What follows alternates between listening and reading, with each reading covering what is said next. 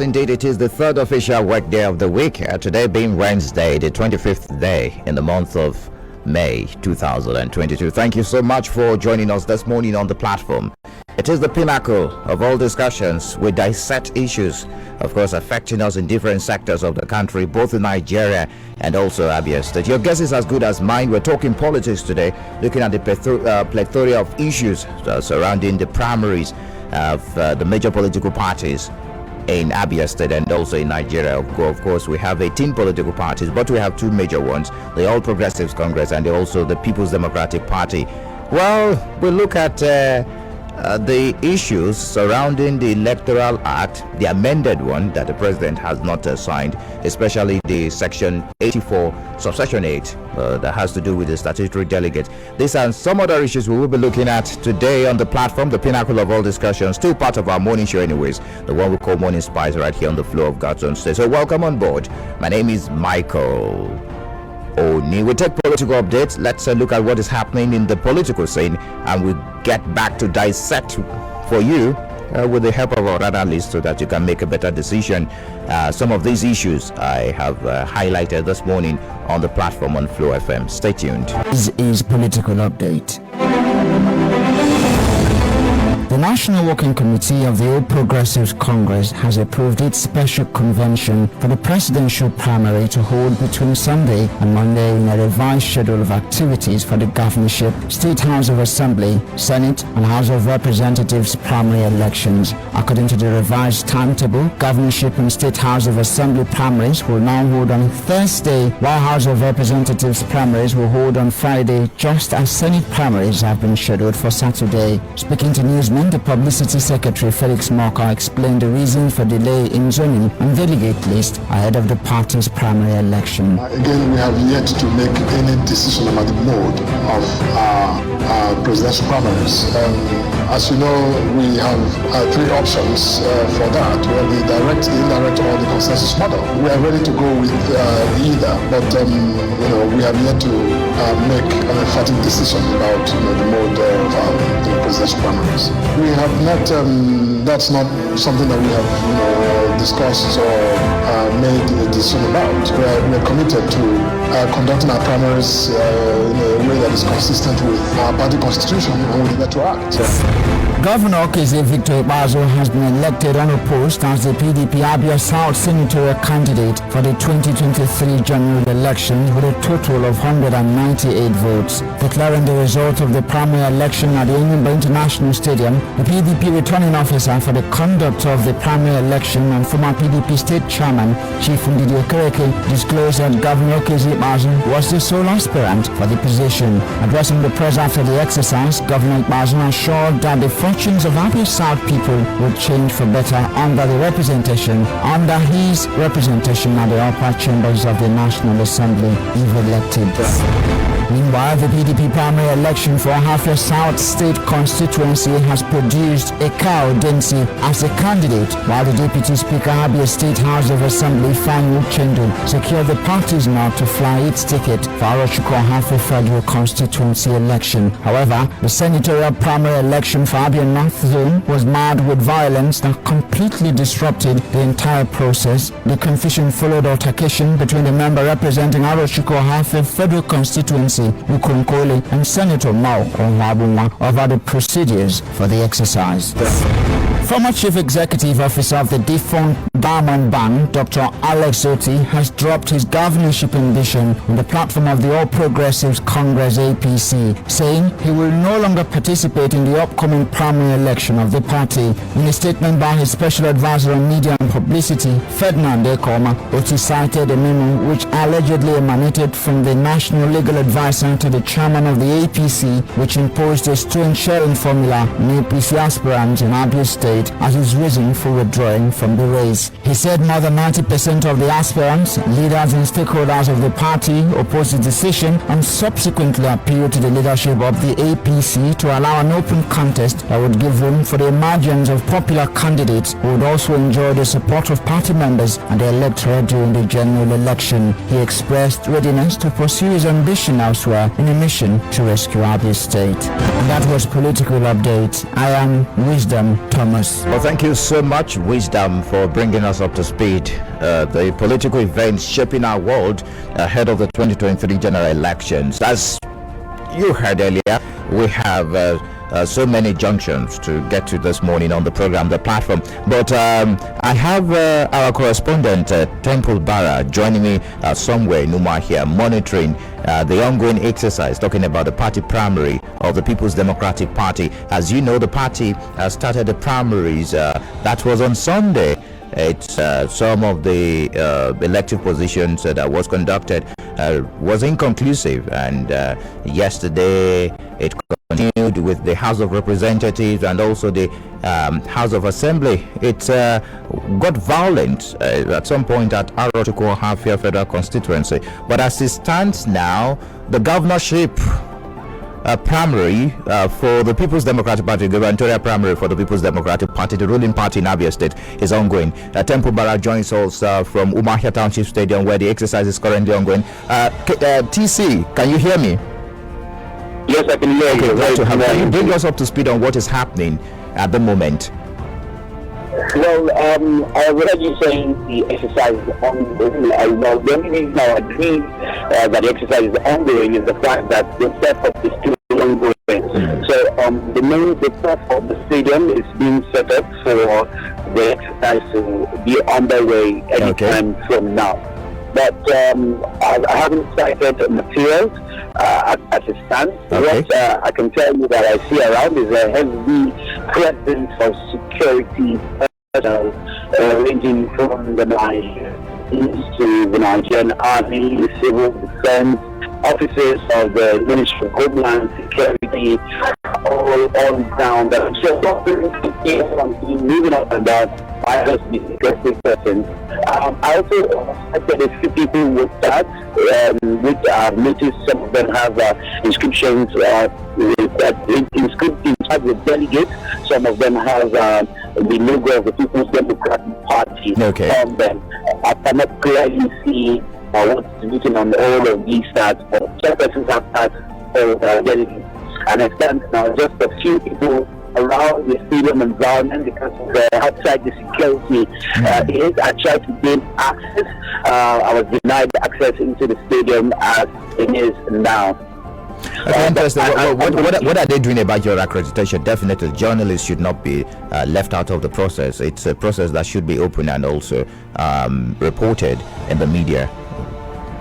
I believe that if the event, is about to get started freely, probably they allow access to the delegates, that the delegates are still outside and setup is ongoing, the one can access that environment at the moment. I'm sure you've related with some of the delegates on ground. What are you hearing? What are the feelers you're getting? Because as of this morning, I can confirm to you, right from the reports we got in the field, that two aspirants, rather, they are not yet candidates anyways, two aspirants withdrew, especially the Senate Minority Leader, who is a top-ranking member of the People's Democratic Party. So from what you're hearing over there, what can you denote? Is there, has it in any way affected the atmosphere? Well, it hasn't. A lot of people are all smiles here. I'll tell you the two people who are inside. Apart from the people who have stores and shops and businesses that may have been affected by the blockage which has been imposed on both sides of School Road, the one at the and the other at School Road Junction. But apart from that, I don't think there's any delegates who have moved around and mingled with various groups of people. And I think all things being equal, but the conversation is still ongoing. And the withdrawal of some of these items is being discussed. I can also confirm to you that Chimayaso has also withdrawn. As of this morning, that was dropped this morning. So now taking center stage, but with the 3-man delegate that with the method of choosing flag bearers now, I feel I believe that some of these things would originally have had an effect on the decision of these aspirants to withdraw, because most of them, all of them are citing this reason. as it stands now, I cannot tell you how the delegates will. I know it's not like preemptive, but what are the delegates saying? Are they anticipating a successful primary today in electing who will be the flag bearer of the party for the governorship election that will take place later next year? That's in the month of February. Well, the feelers here is like it's a done deal for the frontline. Talking about Professor Uche Kunmin, that's the feeling I'm getting. Like this is with some of the major persons, but there's not anything from the camp of the deputy governor talking about Saudi Okochukwu. Yes, Saudi Okochukwu. We've not heard anything from that camp. We cannot say if this is going to be a 5-way counter because he commands a large following between the current deputy governor and the former vice chancellor of Abia State University. All right, TC Barra, thank you so much for bringing us to speak. We'll reach out to you as the event unfolds there. Stay safe, it's very important, and get accredited. Thank you so much for speaking to us this morning on the program platform.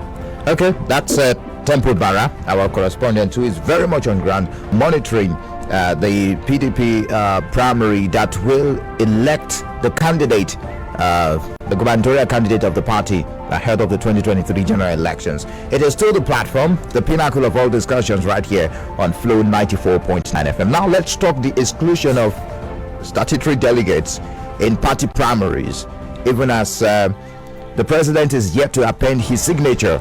Of course, the lawmakers hurriedly, both chambers of the National Assembly hurriedly passed that into law. It has been transmitted to the executive for onwards signage as a working document, of course, that will be part of the guidelines for the 2023 general elections. But the president is append his signature. At some point, the president traveled to the United Arab Emirates. We were thinking he will sign it, but what is the? And when he got back, he didn't sign. In fact, he's consulting with his technical team, the likes of the Minister of Justice and the Attorney General of the Federation, Abubakar Malami, who many believe that he has an interest in the scheme of things as far as this statutory delegates exclusion is concerned in party primaries. Joining me this morning, let's do the analysis of this and also some other issues as far as having a sane democracy is concerned in Nigeria is Chief Raph Egbu, the former secretary to the state government in Abia State, and also a former commissioner right here in Abia. So, Chief, glad to have you join us. Welcome to the platform on Flow FM. It's my pleasure. Welcome. Glad to have you join us. Well, I will say the soup is cooking, but the soup that is being cooked by all the political parties, looking at the drama surrounding, which is not new anyways, the drama surrounding their party primaries. Is it a done deal for a sane democracy and a smooth election come 2023? Well, I see, but I think it's important that because I've notched what I'm going to say for some time. Okay. There is beginning to grow a feeling that our democratic culture and strategy is beginning to go down. Taking a smooth diving towards the valley, and that is no good experience. Many of us are beginning to feel that the present political class are beginning to put the democratic dispensation into danger. The attitude is not right. The rule of the thumb is increasing by the day across the country. Democracy, the crux of democracy is mass participation of the people. People must have their ambitions. And when people rise and begin to scheme and remove people from processes, it should be a cause for genuine concern. And I think a lot of concern is developing across the country. Where is going? This place is not taken. I see explosion.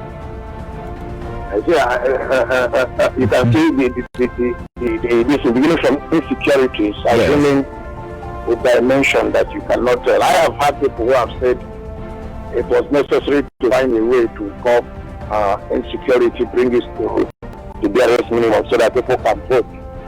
That hasn't been given adequate attention beyond lip that will fight that. Now you come to what we have seen. Yes.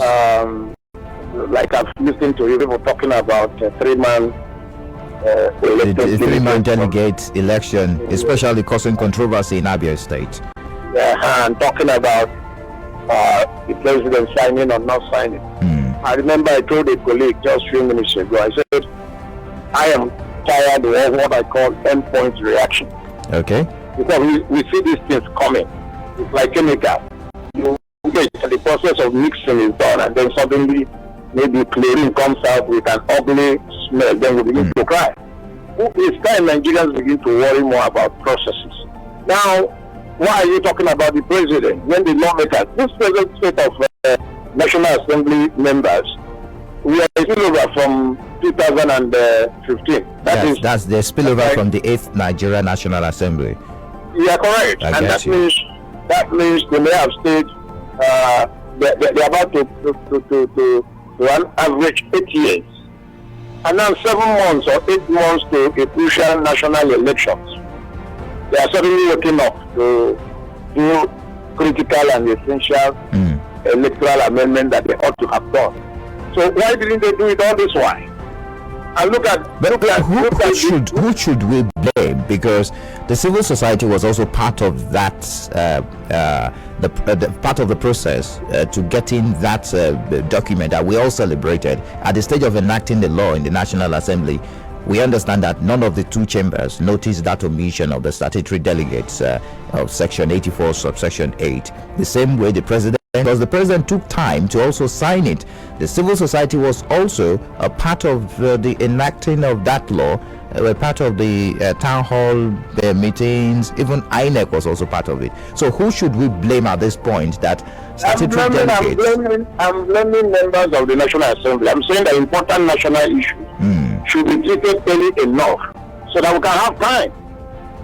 Oh, the delay you are talking, if they have done this thing maybe 3 years ago, and the president refused to sign, there would have been enough time to mobilize and say, why do you come on the eve of an election? Okay. I was telling somebody, listen, predictability is part of a sane democratic environment. Actions on the political front must be reasonably predictable. If you want us to borrow from where we borrow democracy, Britain, France, America, where we took the executive model, we know dates of elections, we know dates of primary, we know who will participate. So before you wake up, you know the cost. It's even an ambition to wake up. You now want to contest, and suddenly they tell you forms. Just no forms for nomination is 100 million for the APC, the president. In our kind of economy, interest. And you say you want to eliminate people, that is an anti-democratic move. And it's not just the 100 million. You pay the 100 million, you go to the secretariat, you want to submit the forms, and then you appear for screening. They say add another.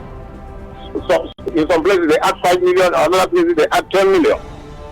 These ones they don't tell you.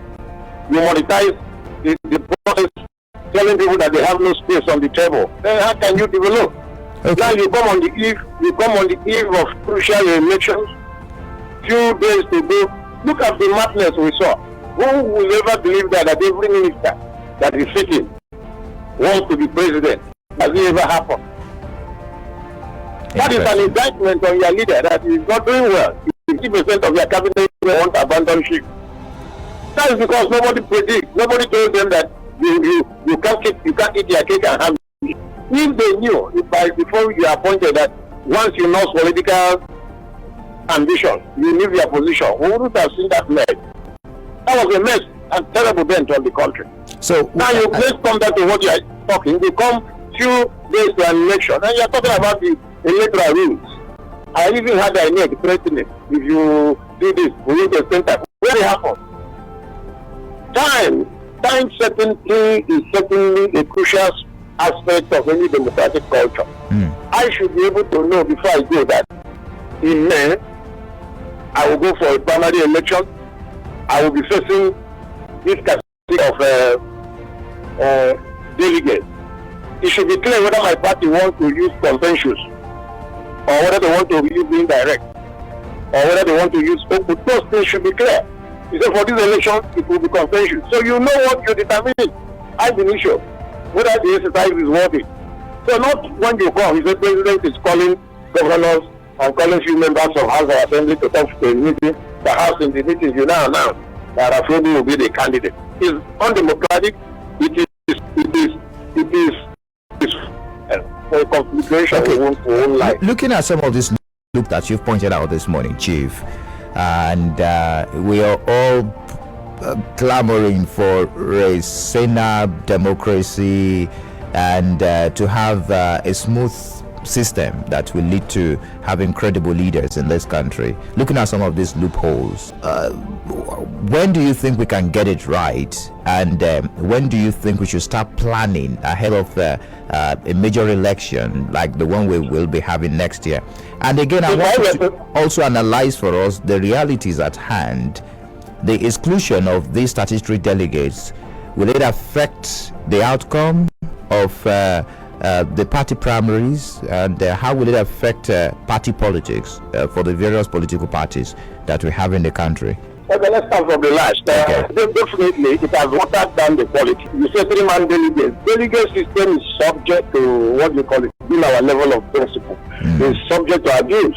You can corner people, and now when you say only 3 delegates, you leave the field wide open for hijack of the process by 1 or 2 of the most powerful people you find in an environment, and that is what is exactly happening. Now you see that the nation's political process now is being handed over clearly to the governor and the president, and that is not healthy. It will definitely produce a backlash. Okay. You can already see people are beginning to leave the their political party, withdrawing. Do you think they are happy? They are not happy. And as they leave, they begin to build up mountains of resections against the system, against the political process. So that is why I feel, given the security and then the anger, then we are heading for something we may not like. And I hope we do not destroy the current ongoing democratic experiment. Like I said, 2 things. It's not that Nigerians have become experts in making simple processes complex. Okay? I don't know. Okay, Steve, do you have accountability with what's playing out right now in all the political parties? We've seen how it's emerged in crisis, which is of course the resultant effect of the president not signing the 3-man delegate, the statutory the provision that should allow the statutory delegates, and also some other issues. Even APC is also emerged in crisis because some of their aspirants are withdrawing.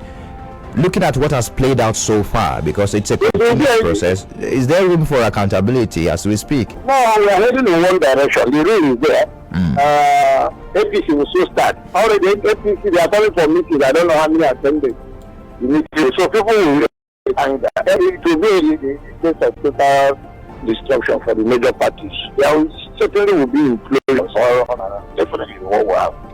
This 3-man delegation will do amendment now, no, but yes. After the consequence, you run towards it. My call should be to INEC that they prefer to give us what I call credible. That will be the saving place for that. Otherwise, this one is already gone. But with the Electoral Act 2022 that we are using as a working document for the 2023 general elections, do you think we can get a free and fair election? Because we all celebrated it as a win for the 9th Nigeria National Assembly, a win for the president, and a win for Nigerians. Do you think with what is playing out now, the omission by the lawmakers themselves, a mission that we all overlooked, we didn't see until the 11th hour? The electoral law is a welcome development. Okay. It's a good piece of legislation. But whether it will come into play in 2000 and whether we see the benefit in 2023 remains doubtful. Why? The process should begin from internal democracy in the party. Now the parties are wearing the faces of governors and presidents in power. So there is going to be a carryover to the general election. Now they will give Nigerians their faces. So there will be anger, yes, by the side, but whether it will be enough to change anything, I don't think so. So it will still go. Now, irrespective of that law, you're only going to have faces of few individuals, and that will be the choice. I think that the only thing we can do is that the civil society, we have a very docile civil society, and that is not helping. Everybody is keeping faith and keeping quiet. Otherwise, we ought to demand, and by now even they ought to have been what I call a third force that should have been witnessed. Well, there is a third force already. I'm sure you're aware of that. Labour Party with about 6 other political parties coming together to form a third force and urging Nigerians to look beyond the PDP and the APC. I know a bit about politics. There is no third force. If a third force is coming by now, they are wasting their time. The same thing I'm saying. A third force should have been in place about 5 years ago. You begin to labor. How many people are in labor party in Abia, for instance, or in New Nigerian Democratic Party or whatever? We don't need great parties that can win overnight. So when I read those things, I laugh. It's part of the problem of not thinking ahead. You want to do things. But now we ought to have another 2 strong parties that can take in people that will run the democratic parties where, if possible, open primaries. Those who want to really contest, they go there. That will include intelligence, reasonable business chieftains, and then you provide alternatives. So we are boxing.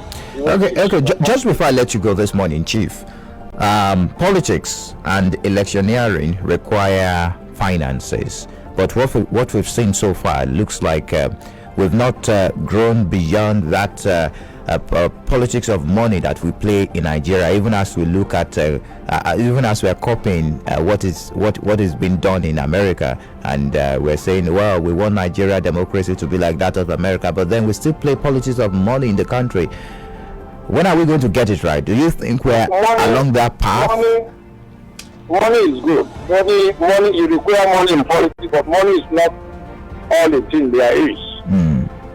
If you have had a group of people that are strong, beginning from the national level, and there is string alliances with professional groups, market people, the Nigerian labor who are always crying about pensions, gratuity, and so on, and you tell them the hour has come.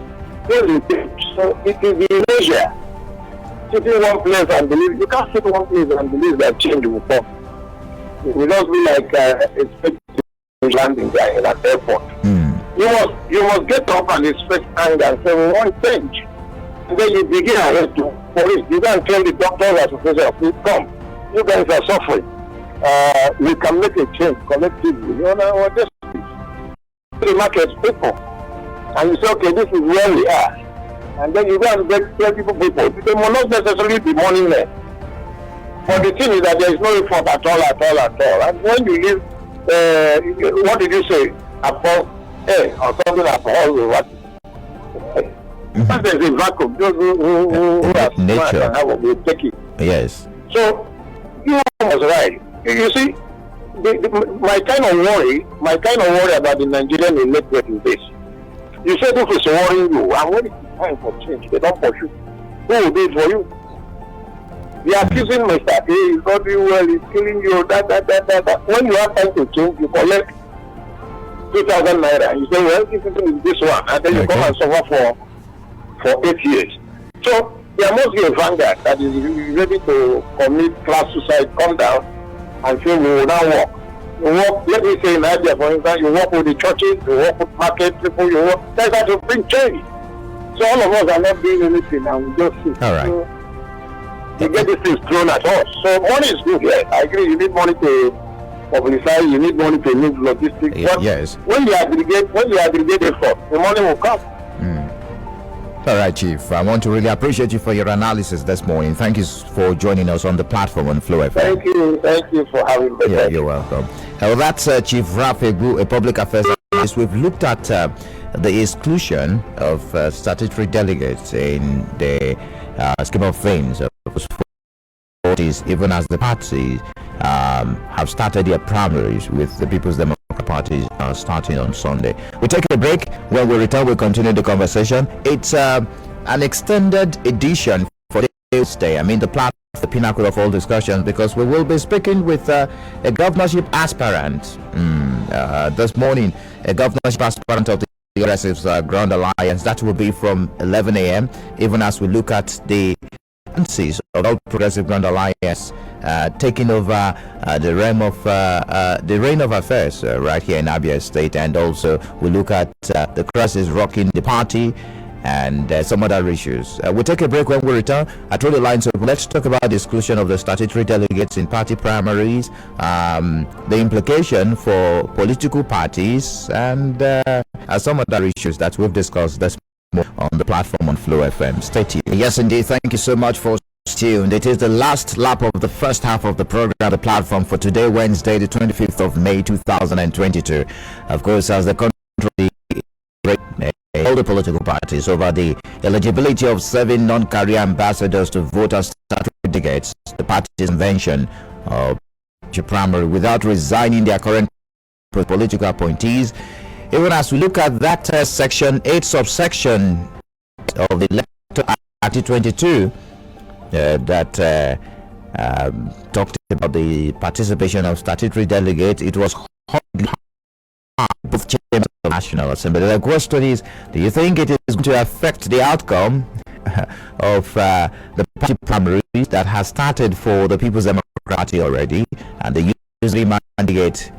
Of course, let's get here for this morning. What do you make of our analysis with the Chief Raph Egbu? We're live on Facebook 9FM. You can drop it because we have a visuals, the visuals of what's going on in the studio live on our Facebook page, and also share your thoughts with us on 0808 182 949 or 0811 605 2949. Also drop messages on 51082. Hello, good morning to you. Good morning, Mike. Morning. Thanks for joining us. Good morning, Mr. Egbu. Mr. Egbu is listening, but is not connected at the moment. Just go on with your contribution. All right. I still remember Mr. Prince Wilson. Mr. Prince, yes, I can hear you loud and clear. My brother, the National Assembly really shot themselves in the leg. Why am I telling you this? They completely passed that Electoral Act hurriedly, like he has said already. And for now, I'm talking to you, they are not likely to get what they are looking for. One, the person that bill that you signed already is affecting. It's not only them; it affects the Attorney General of the Federation, which has affected him from contesting. From going further in the contest he wants to make in his particular state. How do they think that the man should renege from retaliating on what they have done to him? For now, I believe they should follow up with what already that is already in that past law by allowing the three ad hoc members and one national member to go and vote. If they are looking for the statutory delegations, like that is going to affect them, and already it has affected. As I'm talking to you, I don't know how I don't know the formula they use, because I believe the statute says 3 ad hoc delegates. Not 3 delegates. Any state that use statutory delegates, believe you me, that state is likely to get the support and further and other states. So for them to have free, fair and credible primaries, they should follow the status quo, which says 3-man delegate. So that is my take. Thank you for your take, Mr. Princewell. Hello, good morning to you. Welcome to the platform. Good morning. Good morning. I'm calling from Mumbai. All right. I carefully listen to analysis of Africa. He is not far from the truth. But to me, I find out why Mr. President has refused to sign that amended bill given to him by the National Assembly. Because in a way to make Mr. President more governors. Apart from all these National Assembly members, they are just suffering it. Because I believe that INEC gave them 30 days ultimatum to sign.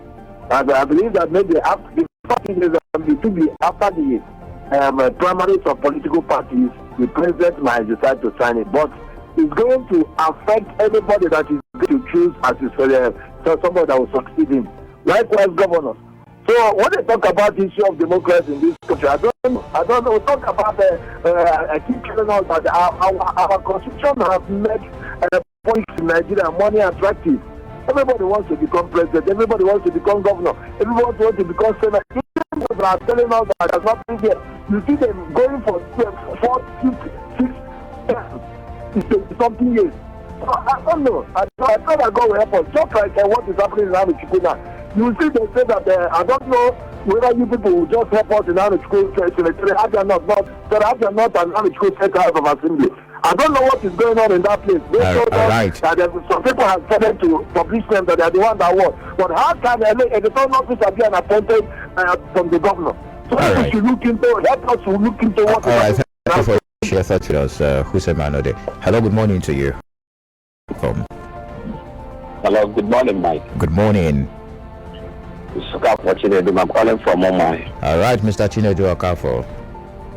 Okay, I just want our politicians to know that the mistake has been made, and it's a grievous one in a democratic setting. Practicing a kind of autocratic means process in a democratic setting, because this is a kind of disenfranchising some persons. But I want them to further ahead to do the right thing that is stipulated in the law for now. Let's get it straight. It's all about the interests of the masses and not the personal interests of the politicians. We want to get the best, the most competent people from various political parties that will salvage this country. This country is in a big mess. So let the process support good selection from competent means. All right. Then finally, on the issue of political parties, I don't like the way they are going about it. Let them do it the right way and get the normal. We don't want any anointed candidate from anywhere. That is my take. Thank you very much, Mr. Chinedu Okafo. Just in case you just joined us, I have about 4-6 minutes to get your reactions. So, we're discussing this morning the exclusion of statutory delegates for party primaries. As it stands now, the document being not the one we're awaiting the signature of the Mr. President, Section 84, subsection 8, advises only democratically elected delegates. A political party that adopts the system of indirect primaries for the choice of its candidate shall clearly outline in its constitution and rules of the procedure for the democratic election of delegates vote at a convention, congress, or meeting, and that excluded statutory delegates, past and serving politicians, past and serving members of the party who are past and serving in their various elective positions. And okay, let me get more reactions from you. Hello, good morning to you.